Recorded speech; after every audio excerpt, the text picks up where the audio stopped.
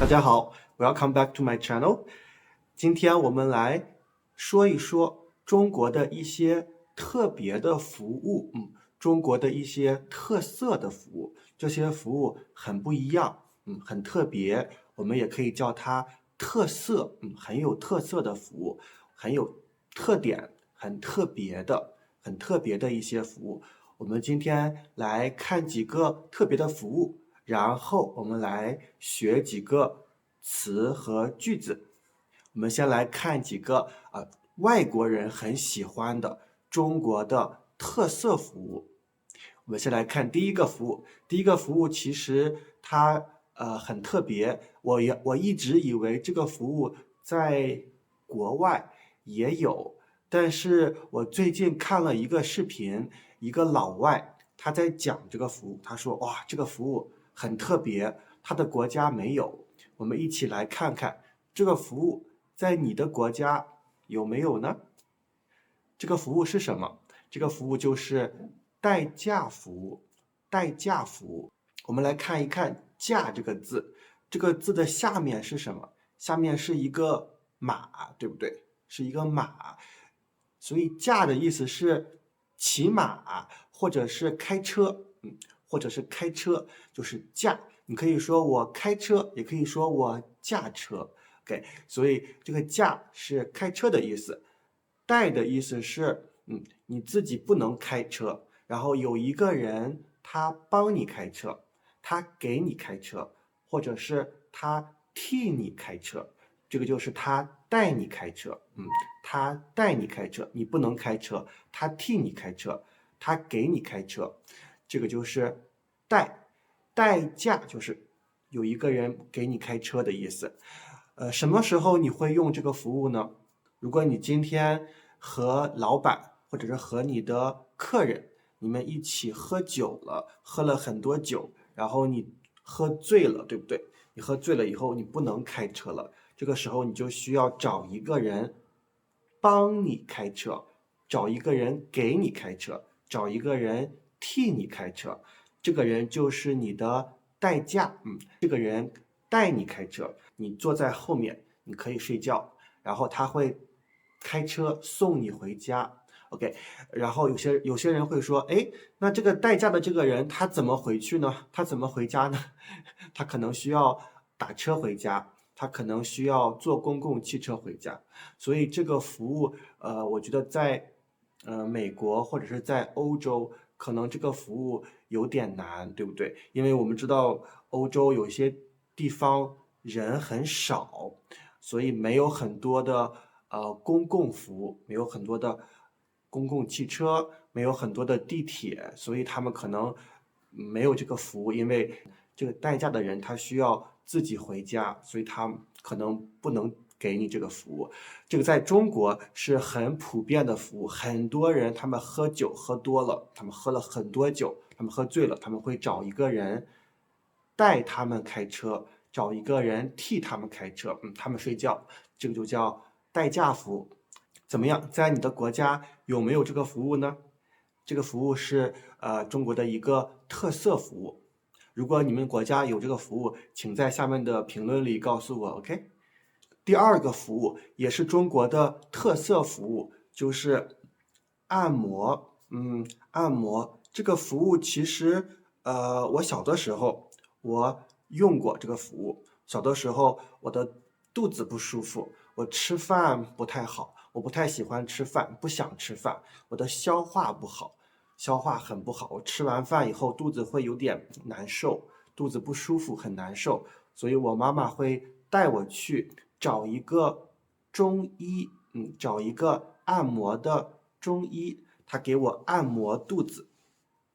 按的意思就是用手 press，这个就是按，就按摩。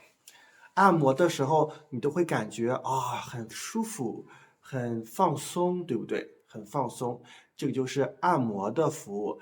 如果你身上不舒服，比如说我的肩膀痛，或者是我的腿疼，工作很长时间，我的肩膀，我的肩膀很酸，你会找一个人给你按摩，这个就是按摩的服务。我有一个学生，他在香港，他是一个美国人，他经常每个星期去找一个中医给他按摩。我还有一个学生在美国，在San Diego，他也有一个按摩的地方，他会找一个人给他按摩。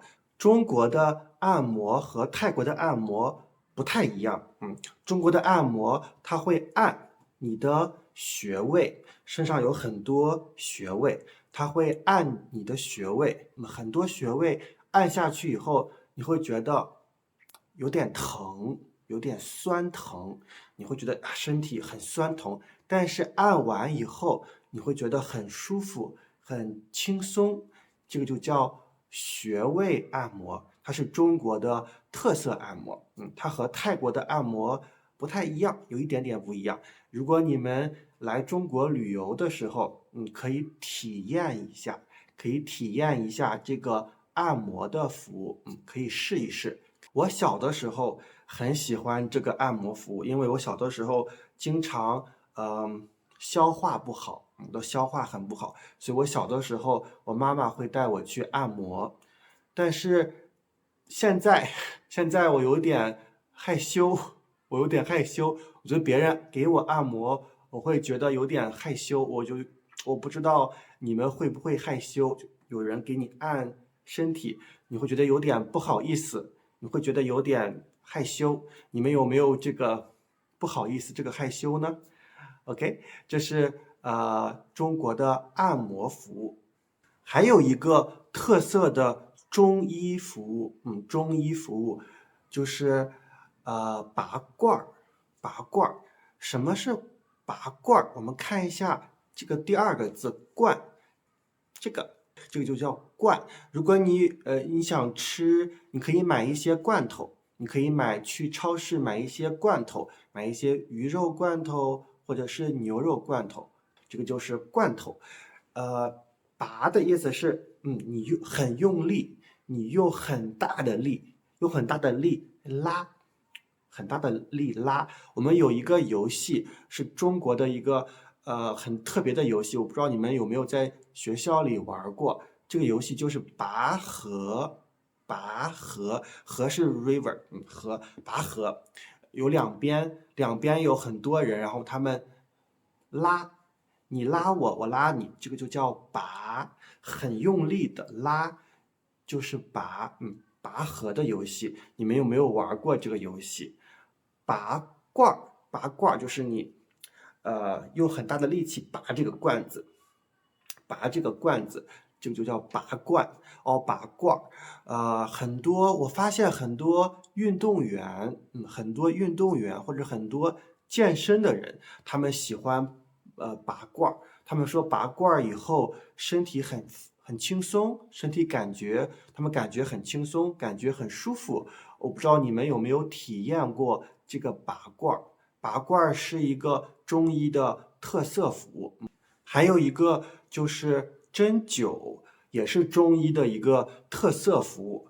我刚好有一个美国学生，他住在 Colorado，他是一个中医的针灸师，他会给很多病人做这个针灸的服务。这个针灸我有点害怕，因为它有很多针，这个针看起来有点吓人，我不太敢体验，我不太敢试，不太敢体验这个针灸的服务。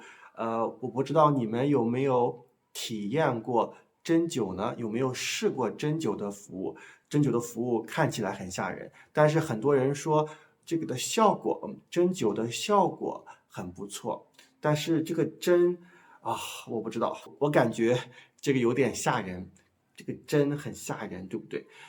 下边这个服务是中国的汉服和拍照，很多人喜欢在一些古城，很古老的城市，在一些古城，中国有很多古城，对不对？很多人喜欢在古城里，或者是在古城墙上，他们在穿汉服，然后拍照片，他们会化妆。特别是女孩子，她们会化妆、拍照片、穿汉服。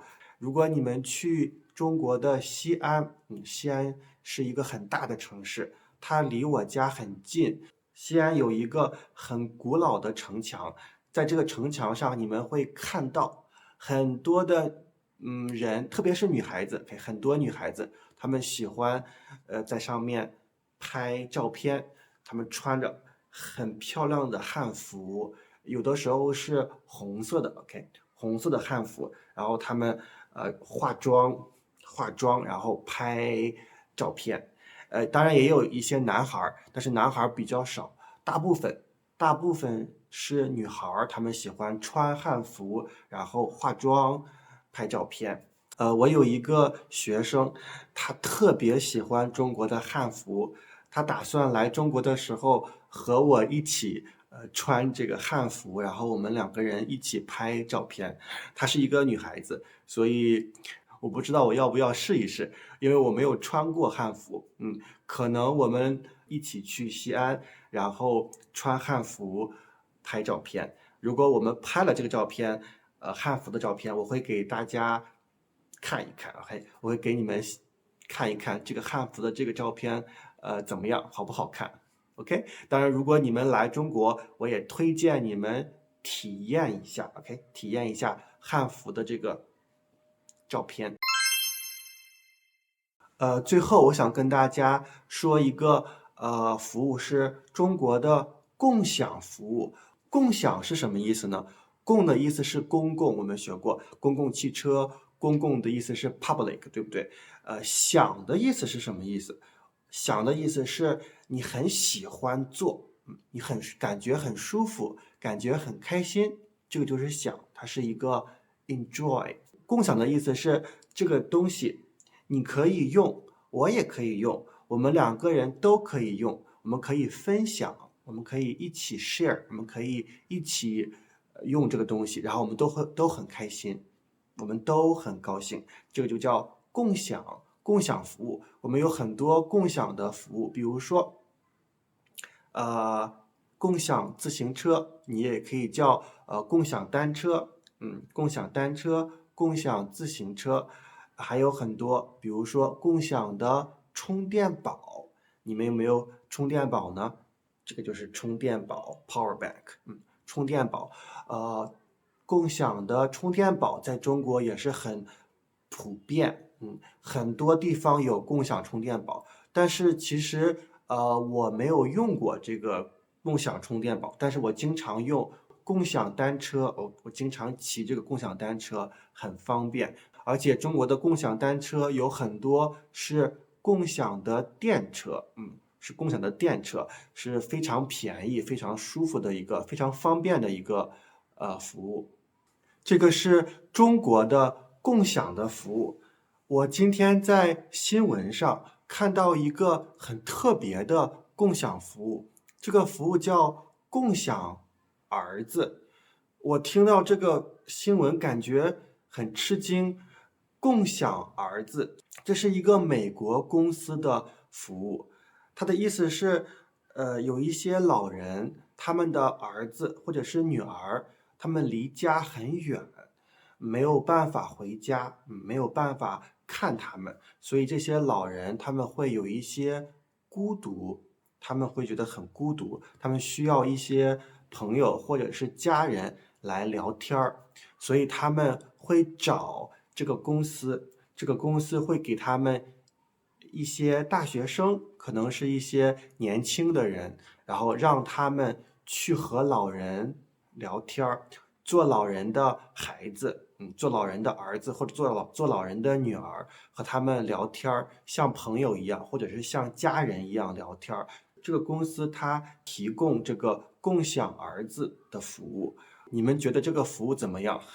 我觉得这个服务有一点点奇怪，但是可能还是挺有市场的，可能有很大的市场，因为现在我们很多的人，很多的老人，他们确实离孩子很远，他们的孩子工作很忙，对不对？没有时间来照顾他们，没有时间来看望他们，没有时间看他们，所以他们可能需要这个共享服务。但是这个名字有点奇怪，共享儿子，你们有没有听说过这个服务呢？OK，这是我们今天关于服务，关于特色服务的一些话题。下面我们来看几个字，看几个词。第一个词就是享，享我们刚刚说过，共享服务，这个享是你的很喜欢做的事情，你很喜欢是一个 enjoy， 很喜欢。我们有分享，分享我们就是 share 的意思。比如说我做了很多菜，我想分享给你，我想 share with you， 我想分享给你。我做了很多好吃的东西，我想给你一点儿，我想让你吃，我想分享给你。我有一些好的东西，我想让你也吃，想让你也喝，这个就叫分享，我想分给你。在中国有一句老话，我的爸爸妈妈，我的父母，他们经常讲这句老话，这个老话就是吃苦在前，享受，享受在后。享受是什么意思？享的意思就是刚才我们说过 enjoy， 受的意思是 bear，right？ take， 你接受，我们学过接受，对不对？在前面的视频里我们学过接受，accept 接受。享受就是你很喜欢这个事情，你 enjoy it。这里的环境我很享受，我很享受这里的环境，我很享受这样的生活。我们的生活里有很多可以享受的东西，比如说我们去看音乐会是一种享受，我们去看电影也可以是一种享受，对不对？如果我们跳舞也是一种享受，我们要享受我们的生活，享受我们的人生，这就是享受 ，enjoy it。OK， 我们很享受。中国的很多老人，他们喜欢说这句老话。就是吃苦在前，享受在后。你要先吃苦，你要很努力的工作，你要很拼，你要做很多工作，然后你再享受。你要先吃苦，然后你才能享受。你们觉得这个说法，觉得这个很老的说法对不对呢？其实我觉得这个有点道理，有点道理。我们在学校学习，我们学习很苦，然后我们才可以享受。比如说，我先写作业，然后才可以玩儿。我先工作，然后赚很多钱，然后去旅游。这个就叫先苦后甜。我吃苦在先，享受在后。你也可以说先苦后甜。很多中国的老年人、中年人，他们有这个想法，先苦后甜的想法，就是先要努力工作、拼命工作，然后我再享受。你们同不同意这个说法呢？就是吃苦在前，享受在后的说法，或者是先苦后甜的说法，你们同不同意呢？你们可以在下面的评论里告诉我。OK，这是我们今天的词，享受和分享。分享是我给你一点东西，或者是我想让你看一些好东西，或者是我想让你尝一些好东西，我想分享给你，我想分享给你这个电影，我想分享给你这个吃的东西，我想分享给你一些好的东西，就是分享。然后享受是 enjoy it，OK。比如说，我很享受看你的视频，看你的视频，我很享受，I enjoy it。看你的电影，看这个电影，我很享受。听这个音乐，我很享受。你们学会了吗？这是我们今天的词。如果你们喜欢这个视频，欢迎关注我的频道。我们下次再见，拜拜。